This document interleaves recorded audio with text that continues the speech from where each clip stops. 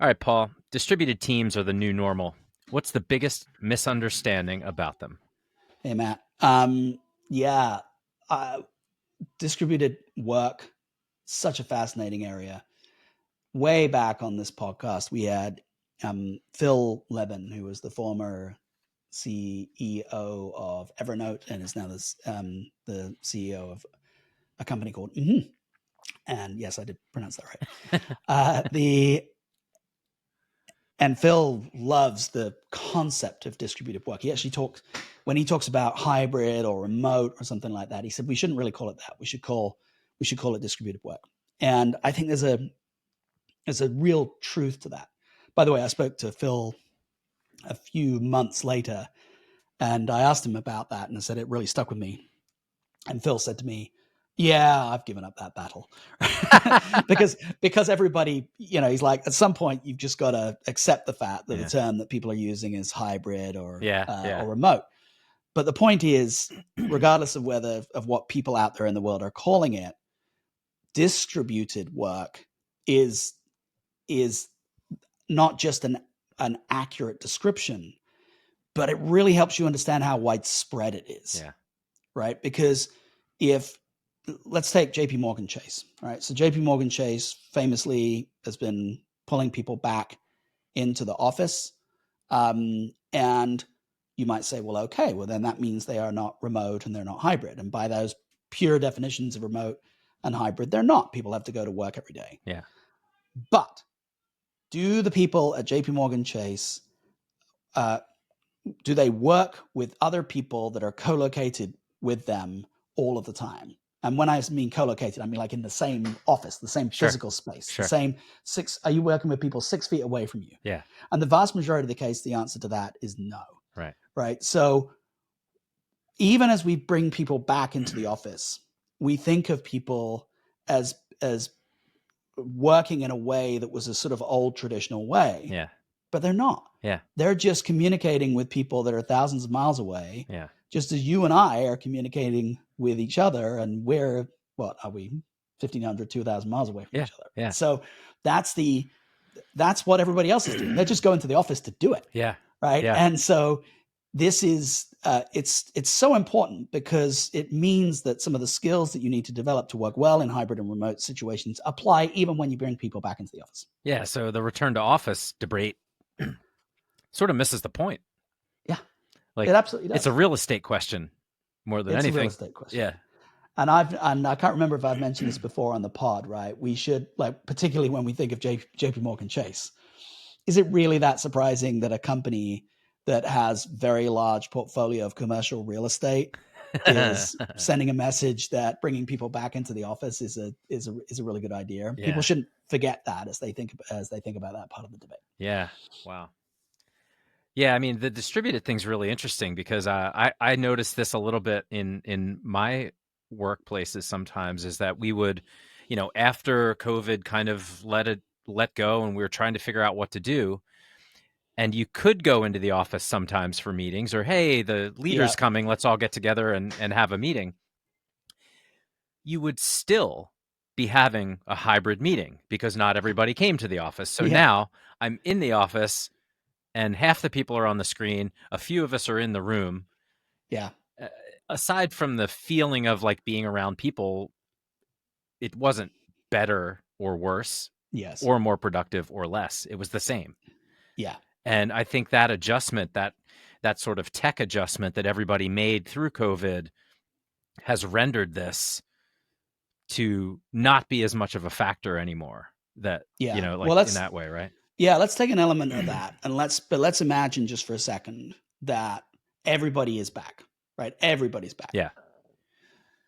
The only companies, even in a situation where everybody is back, that the only companies that are not distributed in some way, shape, or form are companies that do all of the following. Number one, all of the people in the company are working the same, or all the people in the company that are working with each other are following the same hours. Right. Number two, nobody is working outside of the 9 to 5. Because if they are, and you're communicating with them, then you're distributed from them, Correct. right? Yeah. Number three, the office in which they sit is so centralized that people don't take virtual meetings. They perform all meetings physically. Yeah. So it's not a campus setup. It's probably not even a multi-floor setup. It's a small office, and everybody's within a couple of minutes walking distance of each other. Yeah. Number four, all of the work that they do is with each other and not with vendors and not with Right. Other parties that are outside the world. Right. I don't know if that was 4 or 5, but anyway, it was. Yeah. But the point is, all of those things have to be true. Yeah. In order for the company to not be distributed, which means that the vast majority of companies are distributed, and they need those skills. No matter what Jamie Dimon says, no matter what Elon Musk says, no matter what any of these people say, those skills that we built up, we need. And we need to use those because we are distributed from the people with which we work. And we were distributed before it was even a thing to call it a thing.